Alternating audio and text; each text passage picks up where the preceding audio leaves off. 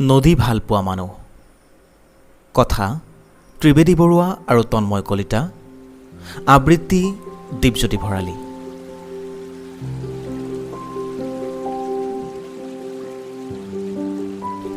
নদী ভালপোৱা মানুহে বুকুত কিয় কঢ়িয়ায় ভালপোৱাৰ শিলোৱা বিষ একোটা।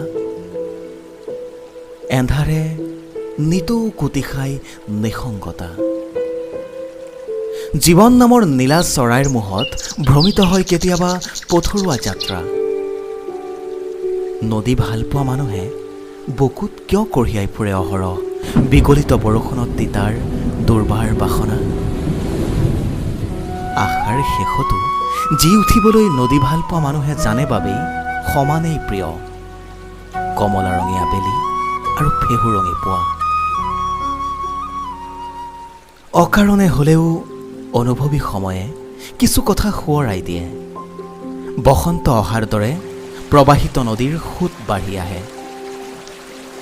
নদী ভালপোৱা মানুহে দুৰ্দিন আঁতৰাই খবৰ কাগজত এতিয়া ভালপোৱাৰ কবিতা লিখে। জীয়া শিলে কাহিলী পোৱাৰ গীতটো শুনে। কলা ৰাতিবোৰত সামৰি ৰাখে বহু বছৰৰ মৃত কাহিনী। নদী ভালপোৱা মানুহে জীৱনৰ সূতাৰে বৰ্তমানক সি ইচ্ছাৰ ৰঙীন চোলা পিন্ধিব জানে। দুখবোৰ কাটি কৰি সুখৰ পানী টুপি পি খাব জানে। ঘন কুঁৱলীৰ বিষণ্ণতা পাহৰি বৈ থকা নদীখনক জীয়াই ৰাখিবলৈ নদী ভালপোৱা মানুহে ভালকৈ যায়।